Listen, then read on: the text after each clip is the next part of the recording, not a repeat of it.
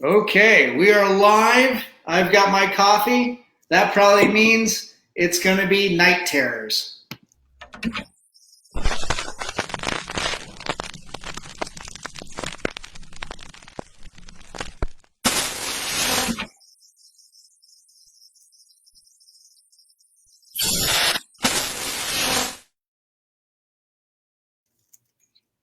I'm Dan Crosier. This is COFOH Live Undead, and I'm here with the amazing Keith Garcia. But first,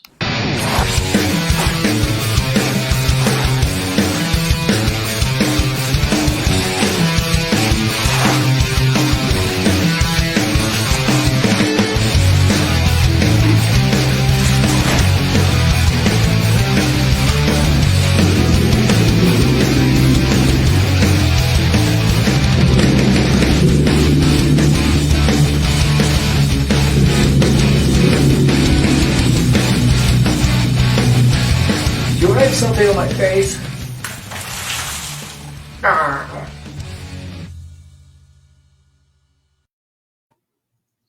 Keith, how are you? I am great, Dan. How are you doing? Good, good. It's great to see your face and to know you're still in this world doing amazing things. Yeah, I mean, squirreled away, hidden away as best I can from the people, From people, from COVID. Oh my God, it's from a topsy everything. turvy thing, right? Yeah. So Keith, yeah, I was commenting earlier on your back display of all these wonderful movies and DVDs. Uh, you know, you're a programmer, curator of film and fine art at with the Denver Film Society and the C Center. Um, can you tell us a little bit about yourself and how you got into film curation? And you're also a filmmaker yourself. True, true, true. Well, the story began 75 years ago. Oh No, dear, no. you age Um, amazingly well. What is your secret? Thank you. No, I mean, I'm not gonna say I'm old. I'm 43, but I You feel are old considering a you are lot of these younger than me. youngsters. um, it was I just a film loving kid watching movies all the freaking time. Um, Eventually just kind of making my way into originally started my goal was to become a filmmaker Mhm. first. Yeah. Went to film school for that, had a terrible time at the film school, Hmm. broke away and went into just sort of like operating movie theaters, which was an area I didn't think was going to be part of everything. Yeah. Uh, God, what year was it? It's like 1995, 1996. Came Okay. back home from college and started working at the Mayan. Oh, And cool. then within like 2 or 3 years, I was running the Mayan. Wow. Uh, and did that for about 5-ish years, and then made a big break to Los Angeles, thinking, oh, I just have to go to Hollywood, and Hmm. that's when everything starts. Go to Hollywood with a bag of ideas and Yeah. scripts, and that's just how it happens, right? And of course, Right. no.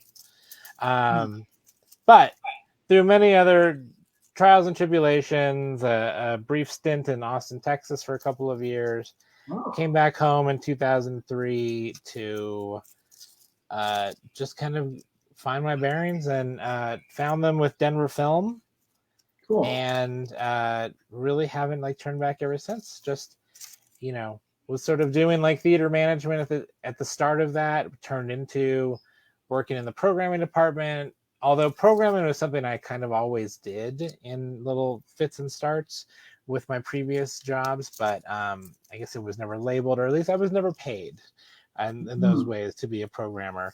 Yeah. Um, but uh, some I say full 15 years, because even though I took a sabbatical from Denver Film from 2013 to 2017, Yep. I was always around, and it was still very much like a part of me. And so I'll say, you know, since 2004, whatever that is. What is that? 20? That's wait, 10. 15, 16 16, years. 15, 16 years Yeah. being part of Denver Film. And currently I'm the artistic director of the C Film Center, Nice. which just translates to anything we put on screen there comes from my mind, discretion, whatever, partnership with other people, etc. But I'm the one Cool. turning the dial. Nice. So you're in charge with what people get to see on the big screen, and at the moment, what people get to see, programmed online. Yeah, on the smaller screen, Right. the small big screen at your home. Right. Yeah, and you've got that hand in curating the Denver Film Fest, and you guys just came off of this year doing it online. What was that experience like? It was very, very, very bizarre. I mean, I'd probably worked and been to 15-ish festivals, Denver Film Festivals, and this in COVID era with no in-person interaction and no we get into this. You become a programmer and you thrive at it because you really like engaging with the audience. You Right. put these films on because you want the reaction of either diehards watching it and loving it, or brand new people taking a chance and experimenting with it, and then what the reaction is after that, good or bad. That's the energy that I think fuels all of us programmers. Is just that engagement, and there was zero of that. Now, not to say that this was a bad film festival. Right. It was for being an online, for being our first time doing it and diving head first. We had a lot of really great attendance that I think exceeded our expectations. So I think that's really fantastic. But what was missing was just literally that shine and polish. And I should toss in here an acknowledgement to I'm the right hand to a left hand within our artistic direction at the organization. There's Matthew Campbell is the artistic director of the film festival, and he does really the lion's share of the programming for the festival itself. I have a throughway and in-way that I can toss a film this way, or he'll have me watch something and give my opinion on it, and we have that back and forth. But when it comes to the festival, that's Matthew's that's his canvas to really kind of paint, and he painted a really great one considering too the limitations we had. And we went from having some 200-ish films that we normally do for the film festival over the course of 12 days to about 100, just over 100 for what was essentially 18 days. We just extended it a little bit because we weren't sure what the online platform would really kind of hold for people in terms of their attention and when they wanted to view movies. So right. Well, that sounds great too. Extending it that long presents you don't have to cram everything in a weekend. So things don't have to be scheduled on top of each other and all that. And in years past, I would attend Denver Film Fest, and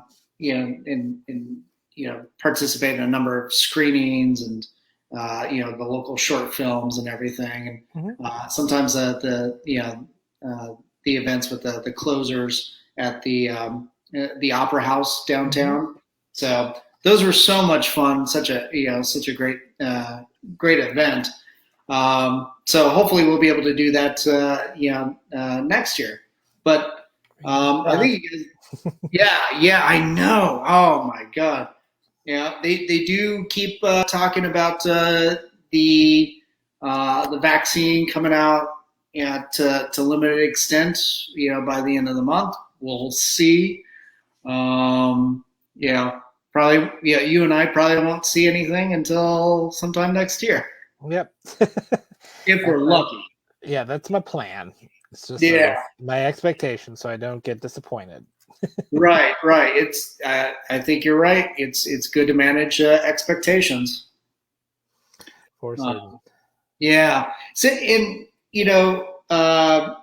in years past, well, and first off, I know you from, I met you and Carla Rodriguez like almost 10 years ago at the Denver Film Society, and you helped, helped us with, booking and programming. Stefan Santa Cruz's Colfax and 15th, drama. Mm-hmm. And it was such a great experience, working with you guys. And you were, the two of you were just so hands-on and incredibly helpful. And it was great to see, what the a close-knit, film community like that, could really, do and handle. So that was my first foray into, that world. And it was, I thought it was absolutely magical. So I'm absolutely glad that you're still doing that.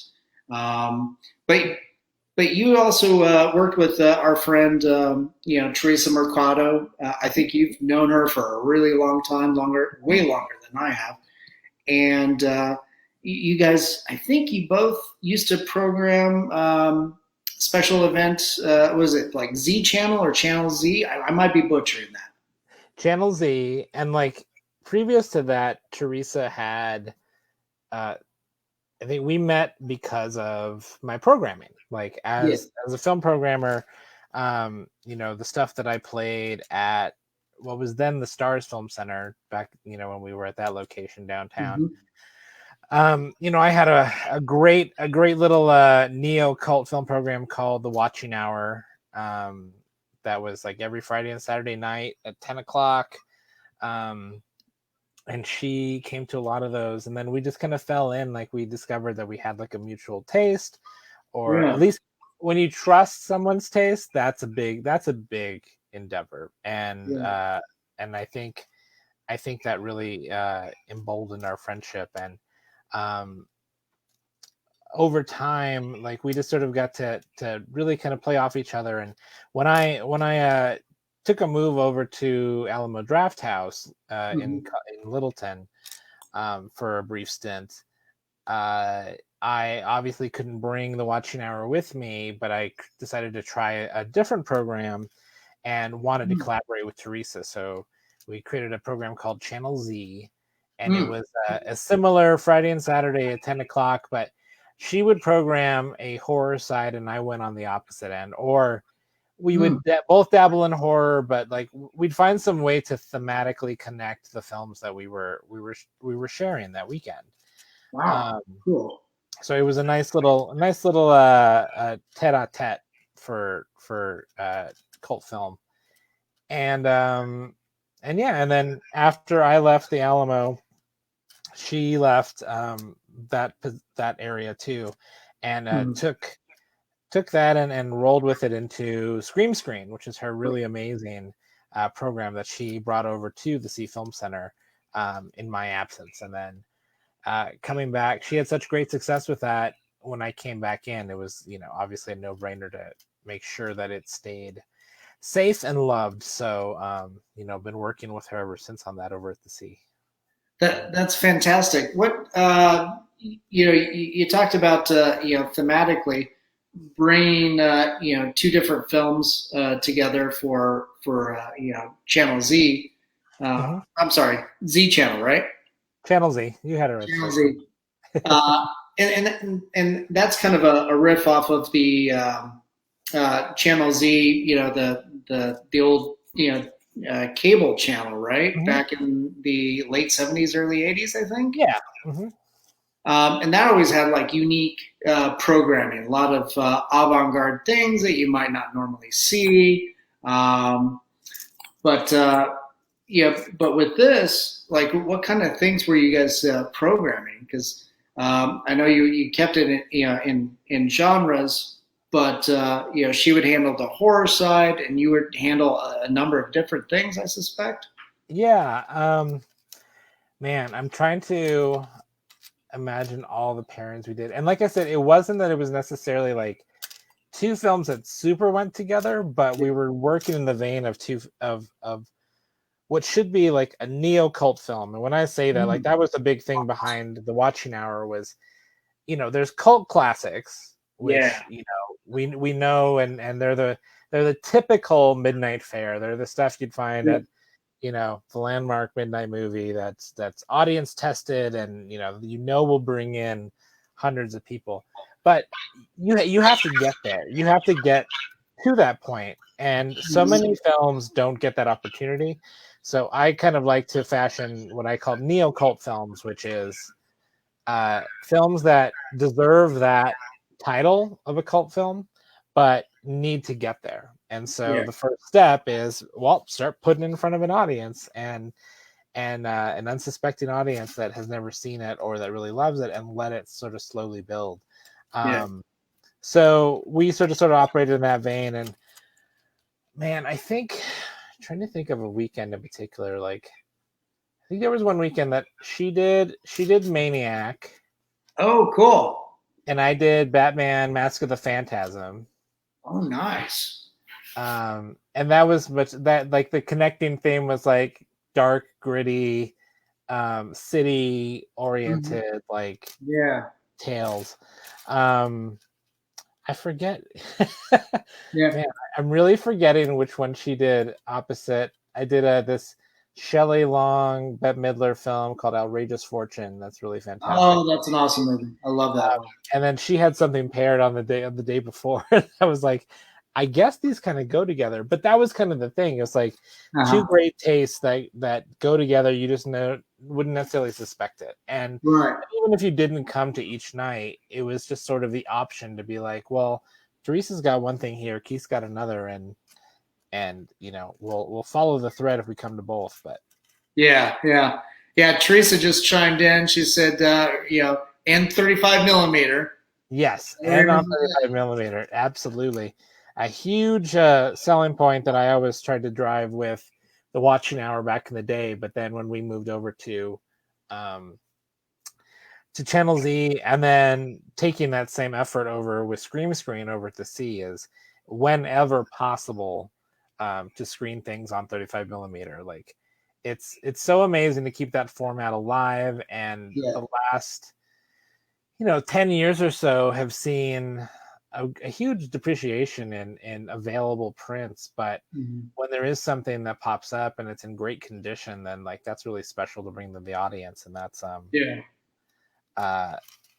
definitely a necessity. Something that, sweet Lord, I am missing right now. Is not being able to have 35 millimeter presentations of any sort. Right. The Teresa just chimed in. It looks like the theme was dynamic duos, outrageous fortune, and basket case. That was it. Who knew those two flavors went together? Oh my God. Exactly. See, that's awesome. That would have been something I would have loved to have seen. I would have stayed up late on HBO in my youth to be like, what's this, this comedy? And then, what's this weird movie about a tumor brother that, that kills people? Like, okay. I love it. A tumor brother. Nice. Yeah, that's true. That's what Basket Case is, And he keeps getting, it's like, it's a, I'd almost argue it's a buddy cop, show. It's like, oh, the young kids wrecking the cop car again, only this time it's probably some poor prostitute or something. Exactly. And God bless Teresa there for, that's an example too. She keeps the lists, and I just sort of help put things together and then wander away and then go, where's that list? I can't remember. What was that thing? I remember the important parts, but I often forget the details. So when you were programming Watching Hour, and I think that's when you said you met Teresa. What kind of films were you programming? I mean, Watching Hour was the gamut of genre. Like, it was horror, it was bizarre action, it was comedies, it was whatever. I'm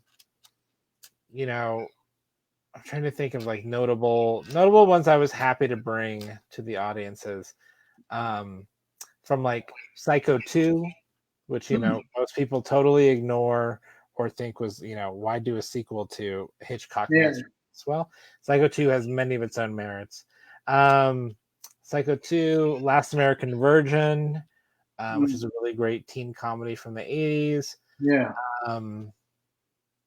Oh my God, so many, and I'm just literally it's hard to narrow it down. Exactly. I took dips in with brought in some bizarre like Japanese horror films before they were like big deals here. We've run the gamut. Razorback, a really amazing Australian. I've got that on DVD. I grew up with that one as a kid on like USA Up All Night or something. Yep, the if Jaws was a warthog movie.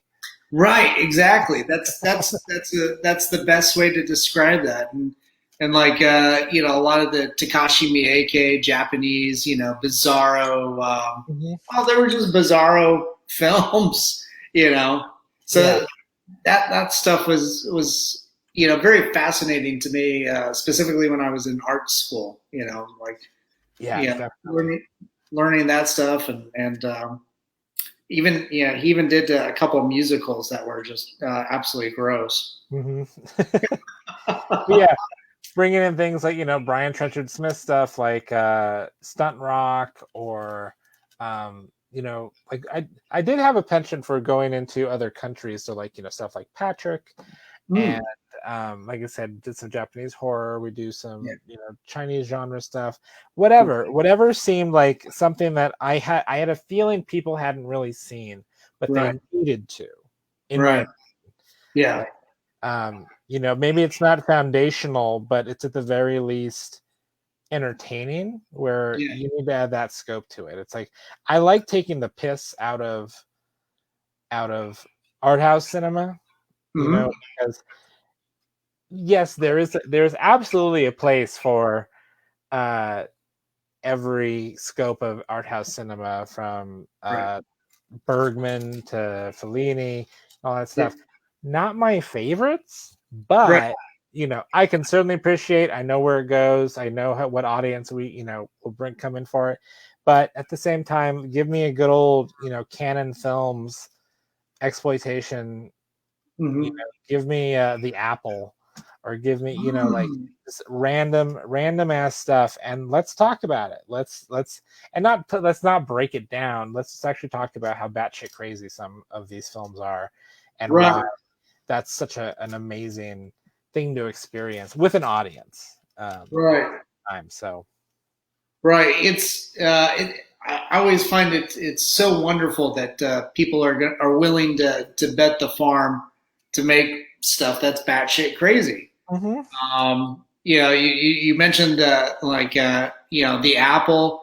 I think Elise and I, at the beginning of this quarantine stuff, we were watching some musicals. So like Xanadu came, and then of course, hey, Amazon Prime's recommending you watch the Apple. All right, let's do that.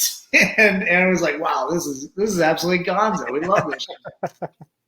Exactly. From that to like Teen Witch, Elvira, Mistress of the Dark, like anything that and to a degree, I will admit, there was a lot of it where it was literally just me, just being like, one of my favorite movies. I think people should see it. Let's show it to them. That it wasn't, and I'd have an audience of 5 people, and that's okay. I'd find the films too to play that would get an audience of 100 plus, and that's good. That's a good balance. But man, that was a great time. The watching that was great.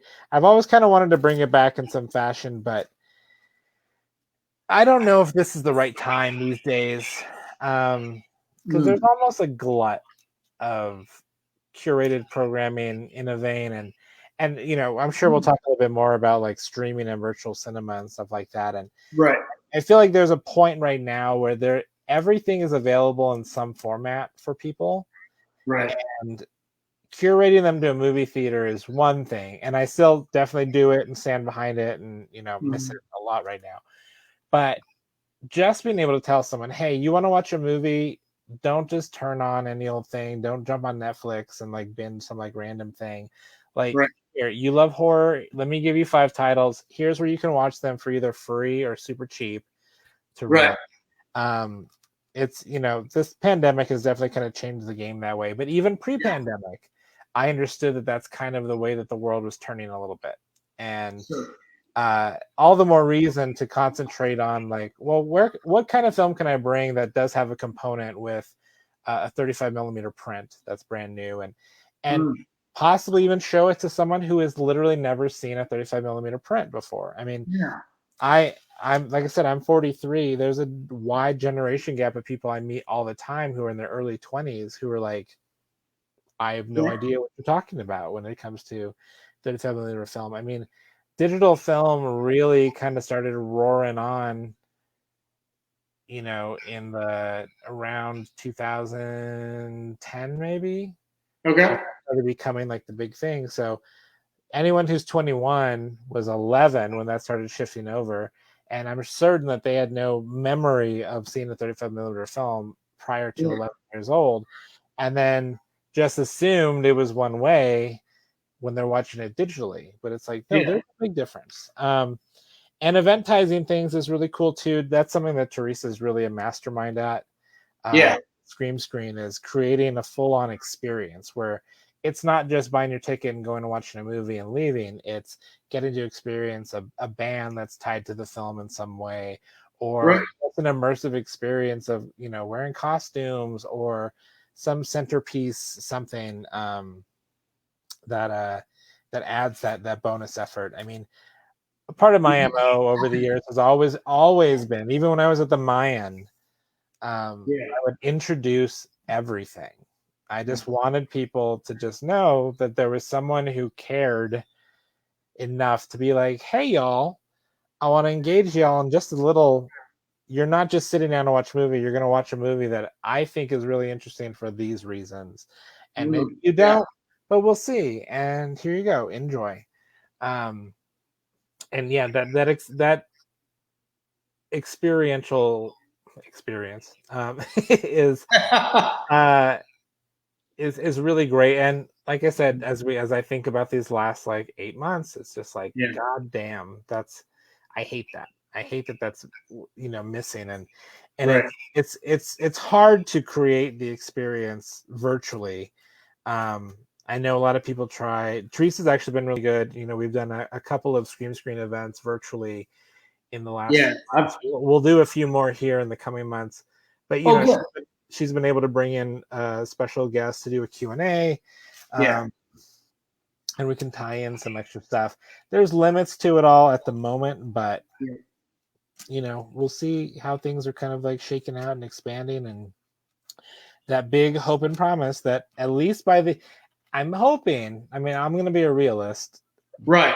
I think by the end of next year is when we'll be able to have like a full-on in-person experience again. I'm sure there'll be some stuff in the summer. I mean, movie theaters are open right now. I certainly am not going to them. Right. I just don't trust. I don't trust the non-data basically of that experience. I happily partake in private screenings with 10 or less people, which we do very happily at the Sea Film Center. So you can book a private screening for any movie you want to watch at Gina@denverfilm.org. She'll take care of it. Or go to denverfilm.org at the bottom of the screen there. That's a nice way to sort of like get back to watching something on the big screen that you want to see and having a good time and being with people and having that engagement. It's still not consistent enough for me, and also I don't program that stuff, so but in essence too, I really enjoy I like seeing what people do watch. When people people take the opportunity of like, oh, I'm going to rent out this theater for a screening of my choice. I'm picking this movie, and like, I don't question it. I like to just see what they're doing and be like, cool. You of all the movies in the world, you were like, this one. I'm inviting 10 of my friends to, and we're gonna have a good time. Well, that's cool that people are at least able to do that right now. I know a couple of filmmakers that have done that for their kids birthday. Mhm. So that's been pretty good.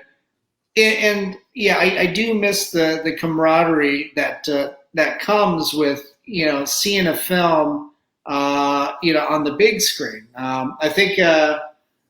What was it? Last November was the last in-person screen that I went to, and it was shoot, um, Sleepaway Camp. Oh I've yeah. never seen that on the big screen. Felissa Rose was there, and Teresa did Q&A, and I've seen it on VHS, as a kid, and couldn't really remember it that much. Yeah. Obviously, seeing it on a big screen with a room full of people that were really into it was such an amazing experience.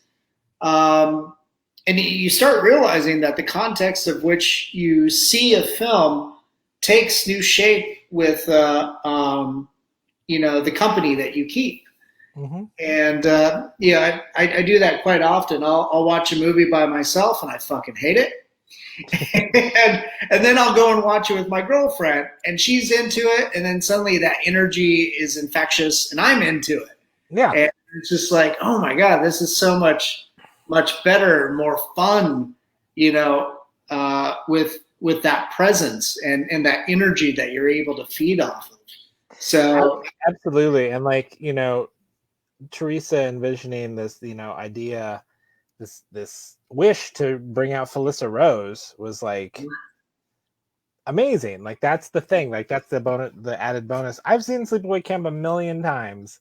yeah, And I do still love that movie. Watching it for so many years, you start to pick up that there are problematic things that, of course, need a further discussion. But yeah, right. that was the joy of having that evening, was having Felissa there to not only rile people up about how much she fucking loves that movie, Mm-hmm. but to get into the question of the problematic aspects of that movie, which, just to speak on them is the trans aspect of the villain, which at the time was, of course, one thing, but over time has become another. And just the where context comes in, and where the actor who actually played the character, what do they have to say? What was their experience doing it? And having Felissa there to tell us everything was just like, well, here you go. Like, and where it elevates that film out of where we just think, oh, this is this wild, crazy slasher movie from the 80s. And it's like, actually, this is a very interesting staple in queer horror that most people wouldn't think. And that the questions it brings up in queer horror aren't the typical ones, but are the ones that sort of point to a lot of other things in that very genre of things. So all in all, gigantic, awesome night and weekend, and so glad that came from Teresa's brain, and I could help put my stamp in helping make that all happen, and we could do that. Yeah, most definitely. That was a lot of fun, and you bring to light a topic that is becoming more widely discussed. The tropes of queer and trans themes in horror, and how especially like during the 70s and 80s, a lot of that made the trope of that is the outsider, that is the villain, and how harmful that that is. I think to some or a harmful stereotype, right? Mm-hmm. And it's it's in looking at things like, I mean, I've talked about it a million times if you follow me on social media this year, but Nightmare on Elm Street 2, Freddy's Revenge, is very recently, but has always kind of been this building example of queer horror in a way that people were just like, what are you talking about? Like, that's the thing. Queer horror very often starts as, what do you mean that that's a queer horror? I don't get it. Everyone's straight in that movie. And you're like, well, that's not the point. Like, there's aspects in there that we have to look at. And some of it very often is unintentional, and then very often is intentional. And there's a really great documentary that I played in our Cinema Key Film Festival called Scream Queen: My Nightmare on Elm Street. Yeah, I saw that. Yeah, which is about Mark Patton, the actor who stars in Freddy's Revenge. And what sort of essentially, his story is the wildest story of coming out in Hollywood, because there was no Freddy's Revenge was not created to be a gay film. Right. Like, it wasn't like New Line Cinema was like, we've got a really great gay horror film that we want to put out there. So let's look for a really great gay actor and, bring this together. They were cashing in on the success of Nightmare on Elm Street 1. They took a spec script and rearranged it to add Freddy elements to it. That spec script happened to be written by someone who was inferring homophobic tones to the work, that the idea was about a monster inside of you that you had to repress. And if you didn't repress it enough, the monster came out. And that essentially, when tied to an actor like Mark Patton, who was closeted at the time, and as really literally like the first male scream queen, or male final boy in a movie of sorts. It was just like the perfect combination of everything that no one lined up. It was just fate lining it up to sort of be this thing. But it's so great to have that film, and the way that it works with its nuance, with its unintended queerness, with its intended queerness, to really kind of further the direction of what the history of queer film has been for decades, not just in 1985 and not, just 2020. But I highly recommend you watch Scream Queen to get in a good gist of all this. But, there's my dream, and I would have loved to try to map it out for 2020. I can still map it out for 2021, maybe even get to it by 2022. We'll figure it out. But I would like to do a series at the Film Center that is about queer horror. There was a genre film festival last year that around the premiere of Scream Queen was like, hey, we added this great sidebar of queer horror. And I was like, oh, this is going to be great. And then I saw the 3 films they threw in the sidebar, and I was like, you're reaching a little bit. Like, they're fine. Like, I would consider them aspects of queer horror history, but they were very unattractive, and they were reaches. They were definitely like, if you have an interest in this, watch these films, but we're gonna have to talk a lot about context and history and all this stuff. A great queer horror series would definitely have to, lead with something like, double feature of Fright Night and The Hunger, because those are both films that The Hunger very overtly uses homosexuality in a way with vampirism, and Fright Night plays on homoerotic tones to create this environment. And then, another unexpected side story is that one of the characters, Evil Ed, the actors in real life, was closeted, came out, had a troubled gay life after, but that the way that he played that role of Evil Ed as essentially queer, but without it being labeled that way, is like, well, there you go. There's a moment of identification for anyone queer in the audience. I certainly knew as a kid, watching that film, that I'm like, there's something different about him. And I didn't get it from Charlie. I didn't infer that Charlie was gay. He obviously had his girlfriend and whatever, but there's that romanticism about a male character having to deal with a vampire who's also male, who the whole goal of vampires is they attract you to them. And that was what was essentially going on was this, this attraction aspect, but also with a lot of great comedy. I think Fright Night is one of the more well-written comedic horror films of the 80s. Mm. But that's just scratching the surface. There is so much so much more and beyond, and yeah, I'd love to get to that at some point. Yeah, I would love to see something like that you've curated, and because I think not only are a lot of these films, yeah, they're entertaining, and we grew up with them, but they need to be looked at in a new lens, and something that we're having greater, bigger dialogues about, and especially for somebody who's like me, who's straight and boringly white, that it's like, yeah, these are all wonderful tools that that I can work at understanding and understanding these perspectives. So I've had on Andy Scahill, who was featured in the 42 documentary, and we've had some wonderful discussions, and I've even posted on Facebook,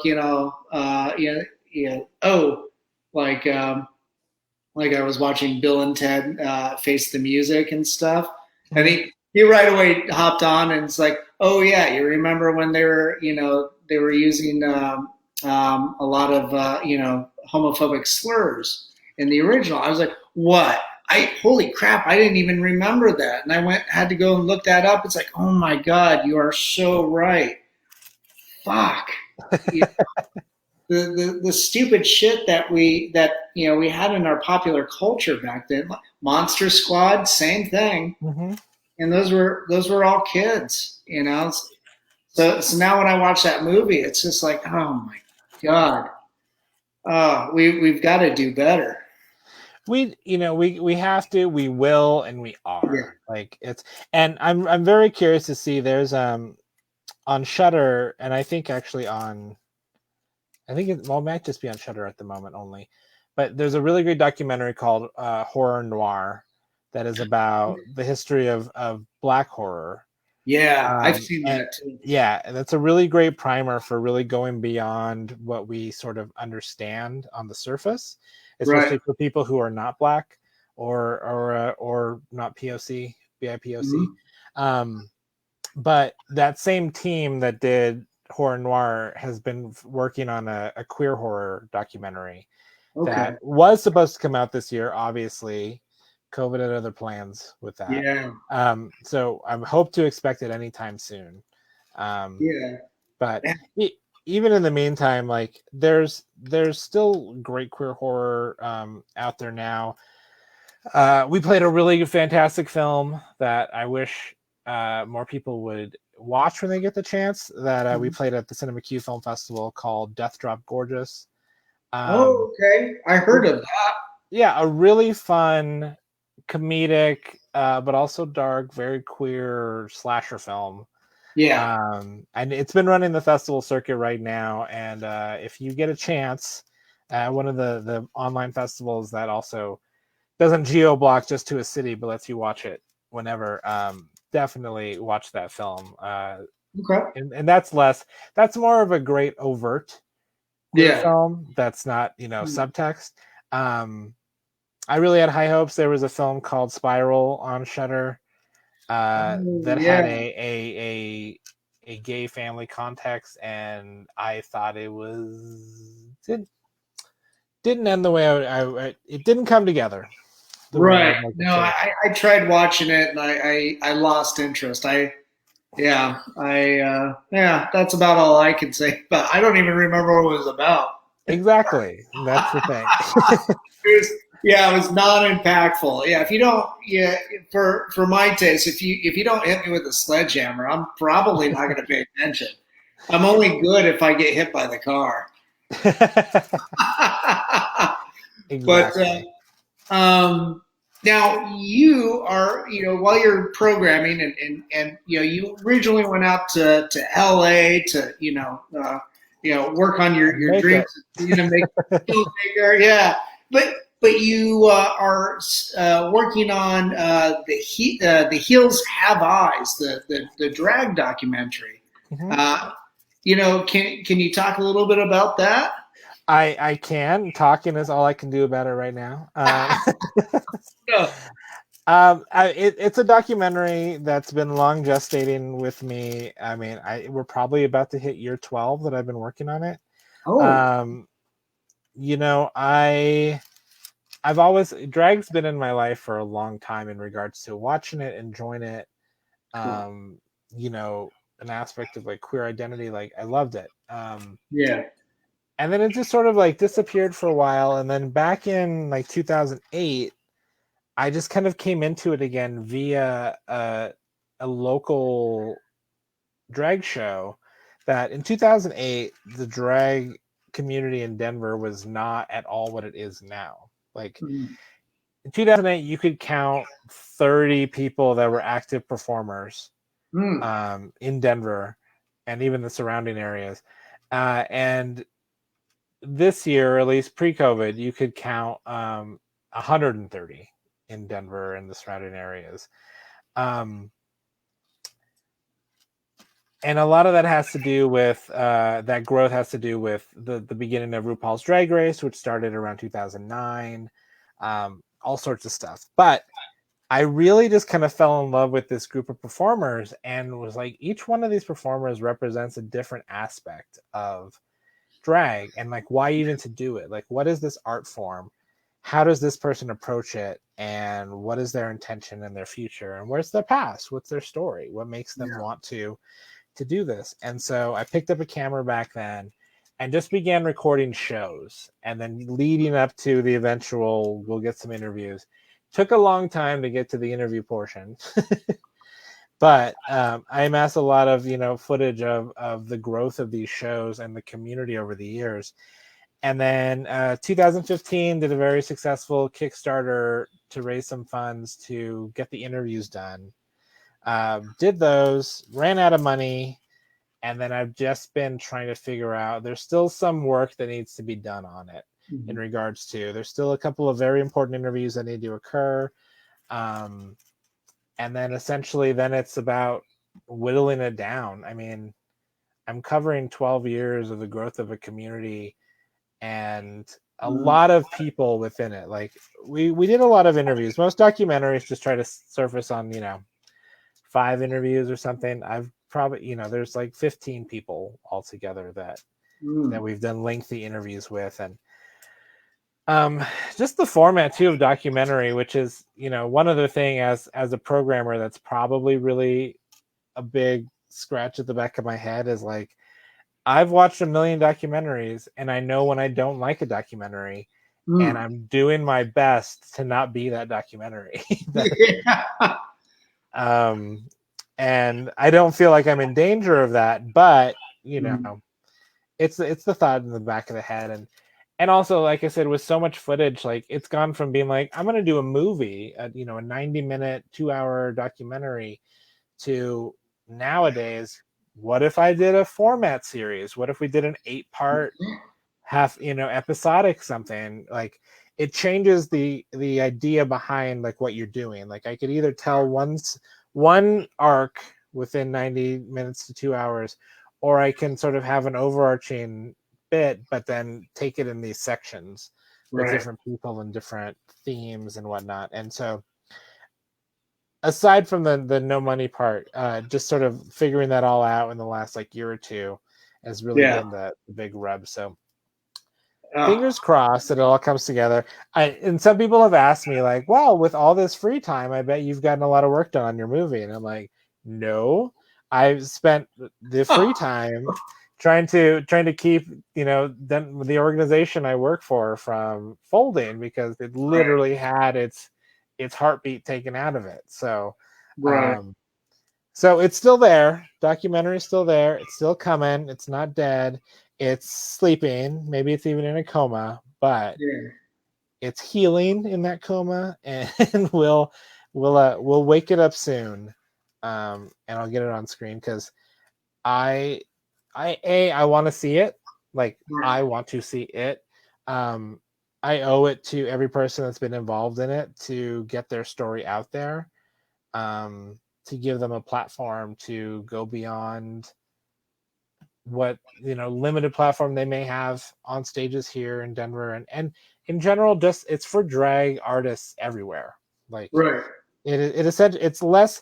It sounds like it's specifically Denver, but it's not. It's about the art form of drag, but I just happen to use an amazing cast of performers in this city to tell this bigger story. So Nice. Yeah. God, yeah. Let us know how we can help support you and everything.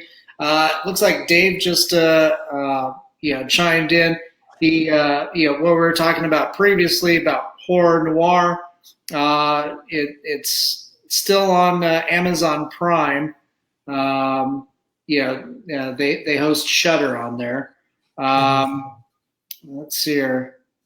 He did mention that the C Center had a really cool lesbian werewolf movie. It was a foreign language film. Yes.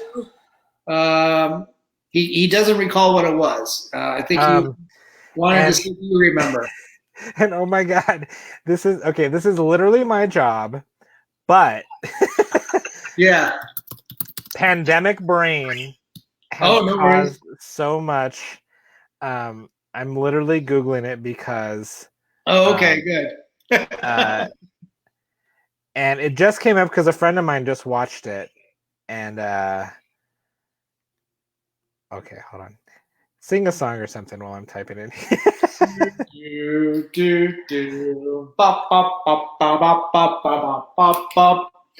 Hey! All right, found it. Okay. It's called Good Manners. Oh, wow. Did you hear that, Dave? Good Manners. Interesting. What a little long, not in a boring way. It's like 2 hours and 15 minutes. But okay. It's so satisfying, and it's essentially two movies together. Like it literally comes to a mid conclusion and then starts a whole other story, and both stories are fantastic. But yes, the draw is it's a Brazilian lesbian werewolf movie. That's all you need to know to go into it. That's fantastic.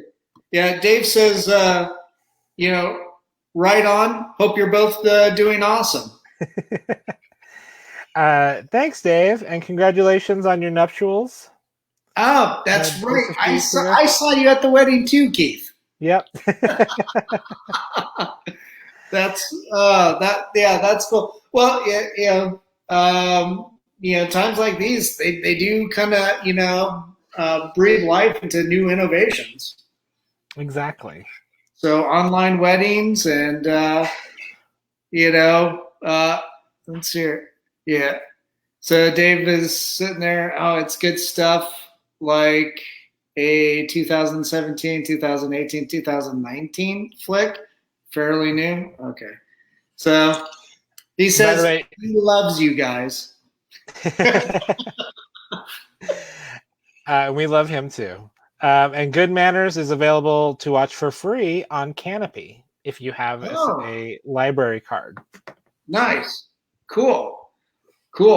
Hopefully you got that, Dave. Well, cool.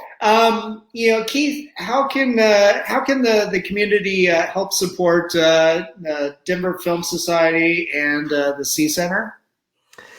Right now, it's very simple the way that they can support us, and it's simply by watching a movie at home.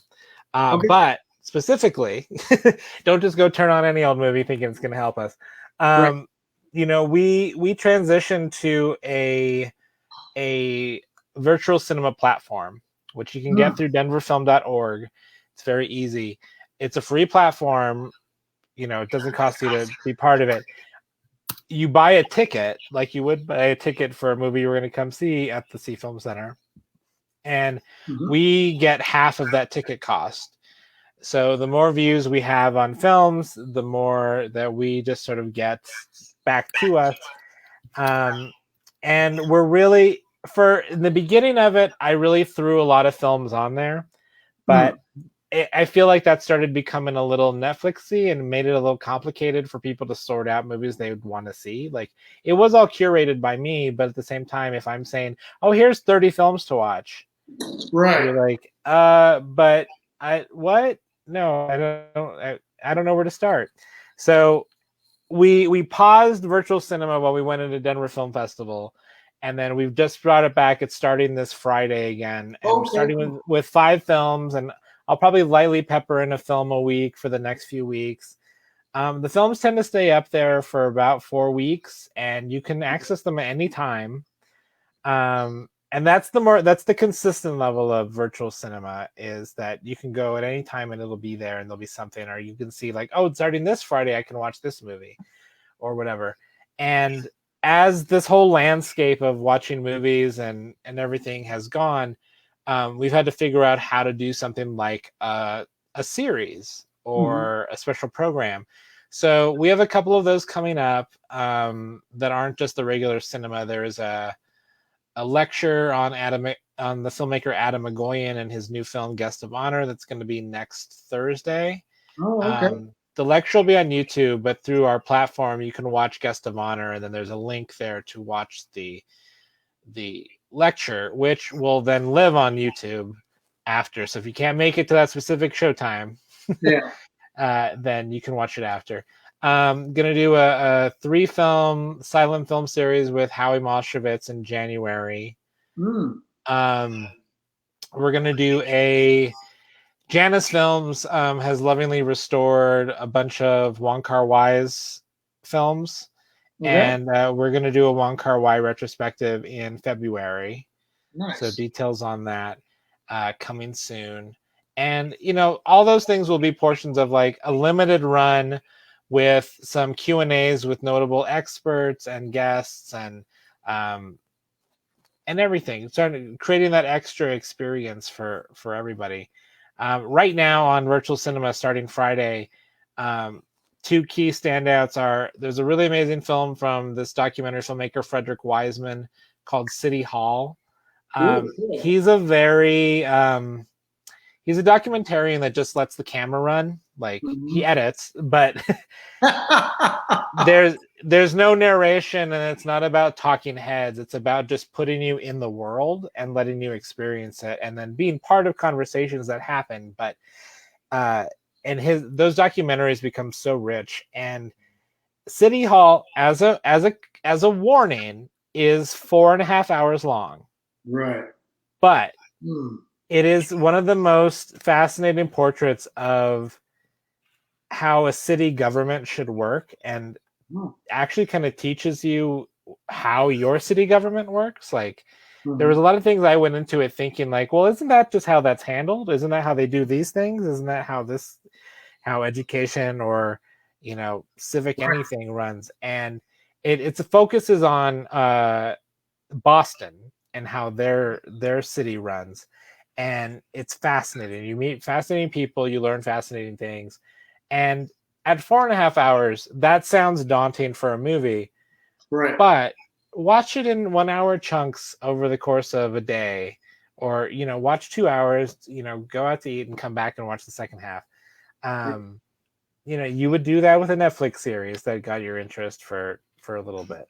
Right. But all 13 episodes. Wow. Exactly. So City Hall's great, as is we're starting a brand new restoration of this amazing coming of age film from 1985 called Smooth Talk. It's directed by Joyce Chopra, based on a novel by Joyce Carol Oates. Stars Laura Dern in one of her very first roles. 1985. She literally was like a teenager. It's really fantastic and needs to be seen. It's definitely like an amazing film. But Janus Films lovingly restored it. It looks amazing, and that'll be on the platform too for a while. So, wow, man, there's no shortage of amazing art to be shared. Exactly. So that's, if you want to support Denver Film, please watch. And it's a very easy platform. And if you have any problems, let me know. Email me. There's a good tech source through the platform that works out anything with you, but I can also help you, me or any of our staff. And yeah, do the platform, do it that way, enjoy a film, or consider, renting out a private screening at the C for you and 9 other guests to watch whatever you want to watch. And that supports us as well. And those are our 2 options right now until we figure out when it's going to be safe enough and a smart enough idea to open our theater space back up publicly, for movies on a regular basis. So there you go. Cool. Well, Keith, thanks for being so generous with your time and coming on here and chatting it up with me and stuff, and sharing with us what you do, and what Denver Film Society and the C Center is doing, and we greatly appreciate it. Thank you so much. Thank you for inviting me. I love to talk about this fantastic organization of ours and just talk about movies and memories, and all this stuff. Most definitely. Yeah, we'll have to have you on again sometime, and I think next time we'll bring Teresa on, and when we can just that would be amazing. That we'll just gush over horror and cult films and stuff. Exactly, I would love that. Cool. Well, thanks again, Keith. Stick around for a little bit, and to everybody who was able to tune in and catch Keith Garcia here. Thanks so much. Thanks, Dave, for your comments, and Kim. Thanks for chiming in, and Kane. And yeah, everybody. I hope you're well. Stay safe. Be good and be kind to everybody. One other thing too. Special thanks to my sponsors, Sumner Twins Talent. They're going to be Alien. They're changing over to Alien Donut Films, and of course to my producers, Stefan Santa Cruz and Amanda Armstrong. Yeah, take care, and everybody. Yeah, be good, be kind. We love you.